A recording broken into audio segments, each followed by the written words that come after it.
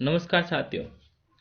आज हम विसर्ग संधि के बारे में पढ़ेंगे कि विसर्ग संधि किसे कहते हैं, विसर्ग संधि के कौन कौन से नियम हैं उनके बारे में। सबसे पहले विसर्ग संधि की परिभाषा के बारे में बात करें तो विसर्ग के स्थान पर होने वाला परिवर्तन विसर्ग संधि कहलाता है।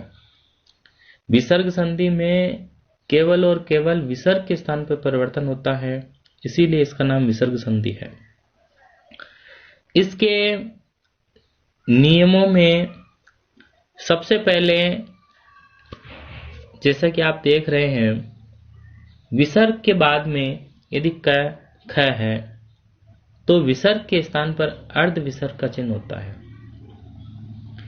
यदि विसर्ग के दूसरा नियम है, यदि विसर्ग के बाद में च, छ या स है, तालव्य सकार है, तो विसर्ग के स्थान पर हलंत वाला तालव्य सकार होता है।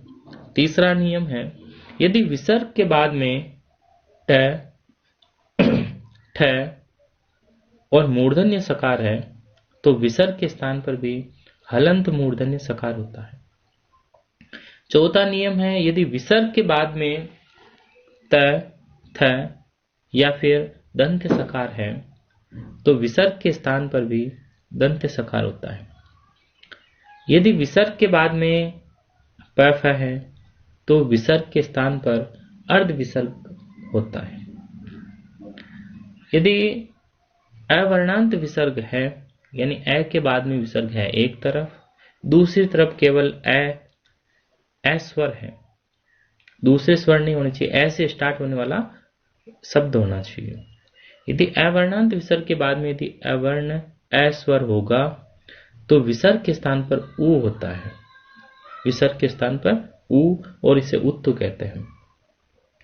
यदि अवर्णांत विसर्ग के बाद में यदि वर्ग का तीसरा, चौथा, पांचवा वर्ण या फिर है, य, व, र, ल इनमें से कोई वर्ण मिले तो विसर्ग के स्थान पर उत्तु होगा। और यदि अवर्णांत और अवर्णांत विसर्ग को छोड़ करके ई वर्णांत, उ वर्णांत, रि वर्णांत, ए वर्णांत, ओ वर्णांत, औ वर्णांत और ऐ वर्णांत विसर्ग मिले तो उसके बाद में यदि वर्ग का तीसरा, चौथा, पांचवा वर्ण या फिर है, य, व, र, ल या फिर कोई स्वर मिले तो विसर्ग के स्थान पर रेफ होता है, अर्थात रकार होता है, हलंत रकार होता है। और यदि लास्ट नियम है, अवर्णांत विसर्ग के बाद में वर्ग का तीसरा, चौथा, पांचवा वर्ण या फिर है, य, व, र, ल या फिर स्वर वर्ण मिले तो विसर्ग का लोप होता है। ये विसर्ग संधि के क्रमशः लगभग सारे नियम हैं, कुछ विशेष नियम हैं तो उदाहरणों के माध्यम से पढ़ते हैं, पर जो मुख्य मुख्य नियम हैं ये इतने ही हैं। यदि इनको पढ़ लिया तो विसर्ग संधि में एक भी उदाहरण गलत नहीं कर सकते, अर्थात सभी उदाहरण अपन सही कर सकते हैं। इसके उदाहरणों को अब एक साथ में रखा है, इनके उदाहरणों को पढ़ेंगे, उनके नियमों के बारे में भी चर्चा करेंगे कि कौन सा नियम लगा है। सबसे पहला उदाहरण है विष्णु प्लस त्राता। विसर्ग के बाद में त आया है तो विसर्ग के स्थान पर दंते सकार होगा तो बना विष्णु त्राता। रामः प्लस च, इसमें विसर्ग के बाद में च आया है, यहाँ पर तालव्य सकार होगा तो बनेगा रामश्च। तनुः प्लस टंकारः, यहाँ पर विसर्ग के बाद में ट आया है तो मूर्धन्य सकार होगा, धनुष टंकार बनेगा। नीह प्लस छल, यहाँ पर छ आया है तो तालव्य सकार होगा, निश्छल। हरि प्लस सेते में विसर्ग के बाद में तालव्य सकार है तो भी यहाँ पर विसर्ग के स्थान पर तालव्य सकार ही होगा तो हरिस सेते। नीह प्लस संदेह, विसर्ग के बाद में दंत्य सकार है तो भी विसर्ग के स्थान पर भी दंत्य सकार ही होगा, क्योंकि नियम था विसर्ग के बाद में त था या स हो तो दंत्य सकार होता है, तो बनेगा निस्संदेह। नृपः प्लस षष्ठः में विसर्ग के बाद में मूर्धन्य सकार आया है, फिर भी विसर्ग के स्थान पर भी मूर्धन्य सकार होगा, तो बनेगा नृपषष्ठः। क प्लस अपी में विसर्ग के बाद में अवर्ण आया है, अवर्णांत विसर्ग के बाद में अवर्ण आया है, इसीलिए यहाँ पर विसर्ग के स्थान पर उ होगा, आद गुण से गुण होगा, तो बनेगा को अपी, और यहाँ पर पूर्व रूप भी होगा। राम प्लस अवदत में अवर्णांत विसर्ग के बाद में अ आया है, इसीलिए रामो अवदत। राम प्लस अयम में अवर्णांत विसर्ग के बाद में अ आया है, इसीलिए रामो अयम। शिवा प्लस वंध्य में अवर्णांत विसर्ग के बाद में ये वरल में से व आया है, इसीलिए यहाँ पे उत्त होगा, तो बनेगा शिवो वंध्य। रामः प्लस हसति में अवर्णांत विसर्ग के बाद में 3 4 5 या फिर है यह वरल में से कोई मिल गया, इसीलिए यहाँ पर भी उत्त होगा, तो रामो हसति।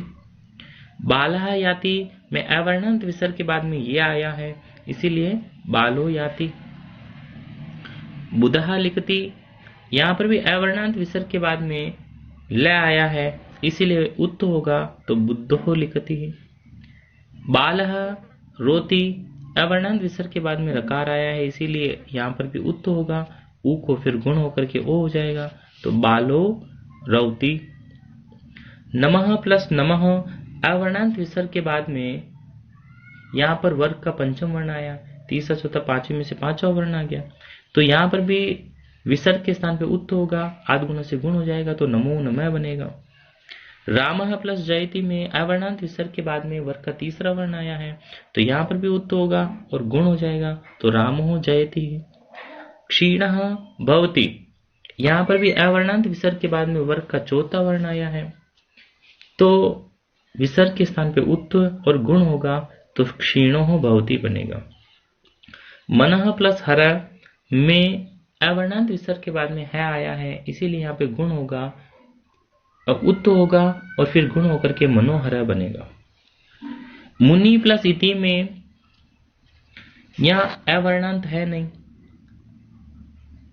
तो अवर्णांत और अवर्णांत विसर्ग को छोड़कर के यदि ये वर्णांत उ वर्णांत रे वर्णांत ए वर्णांत यदि विसर्ग आए और उसके बाद में यदि स्वर हो, तो वहां पर रेफ होता है, मतलब रकार होता है, तो इसीलिए मुनि प्लस इति में विसर्ग के स्थान पे र हो गया, तो बना मुनि रीति, र में ई की मात्रा लगी, मुनि रीति।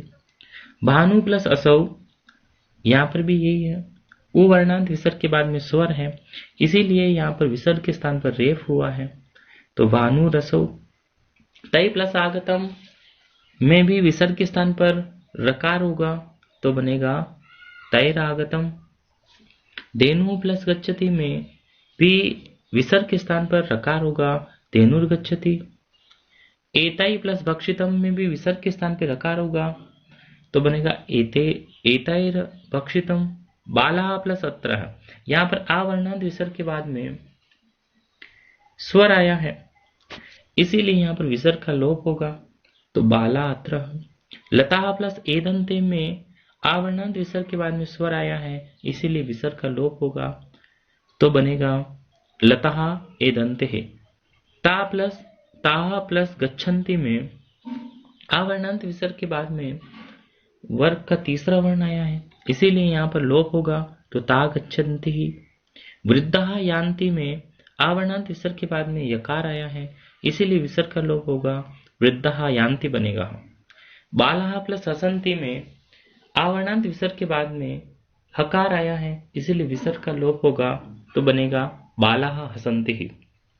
इन उदाहरणों के माध्यम से और विसर्ग संधि के नियमों के माध्यम से हम विसर्ग संधि को आसानी से और लंबे समय तक क्रमबद्ध रूप से याद रख सकते हैं। धन्यवाद साथियों।